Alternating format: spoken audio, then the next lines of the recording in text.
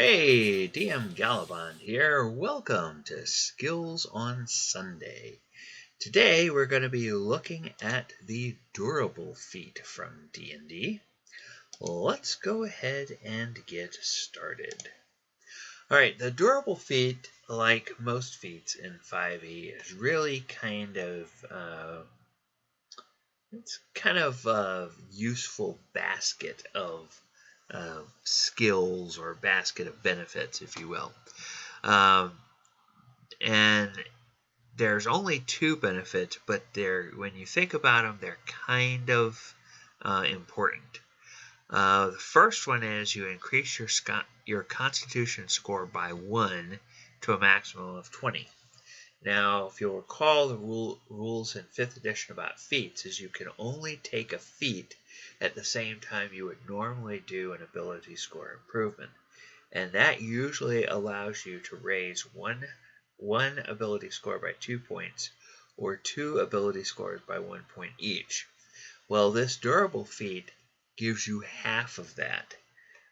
So it lets you bump your Constitution up, and that might wind up being significant if you bump it up to an even number, because at every even number, your bonus to your skills rises by 1. So if you're sitting on, let's say, a 15 Constitution, and you take the durable feat, it'll bump it up to a 16. So it takes that plus 2 Constitution bonus and turns it into a plus 3.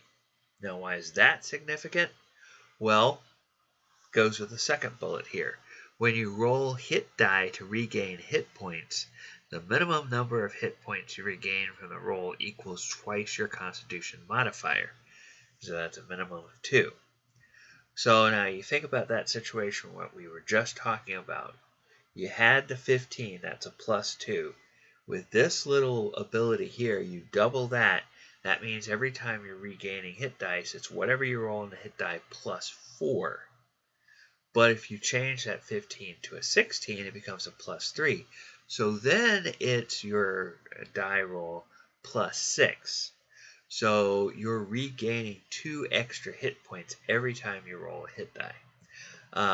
And just because of the randomness of the dice, those 2 extra points every time you roll really means that when you're recovering from a tough battle and expending hit dice to regain those hit points, you are really shaving off a number of hit points, or a number of those dice that you have to roll.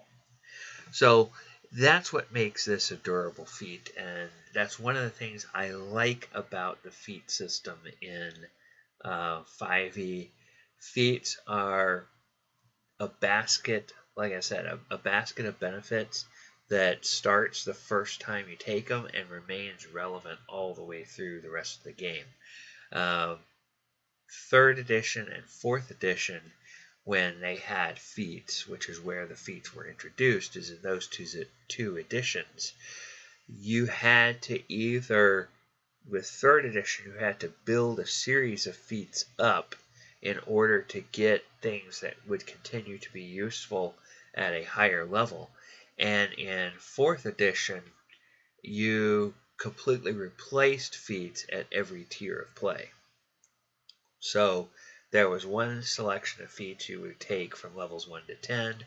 Then when you moved up to levels 11 through 20, there was a whole nother set of feats that you could take from, or that you could draw from.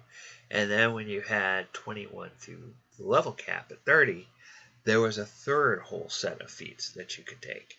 But here in 5th edition, they are all available to you at, unless there's class restrictions or things like that, or race restrictions, then you can take them at any time, and they are going to be useful to you, whether you take them at 4th level or whether you take them at 19th level.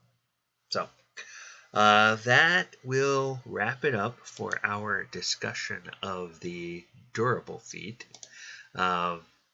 If you like what we are doing here on this channel, I would hope that you will subscribe. Click the subscribe button down below. Ring the bell. That will tell you when we have new content dropping. If you want to contribute something here, go ahead and leave a comment on the video. Request that I take a special look at any of the other aspects of D&D. I have a daily video that I will be putting out to talk about a different aspect of D&D. If there's something in one of those categories you'd really like to hear about, let me know, and I'll be glad to try to work it into the rotation.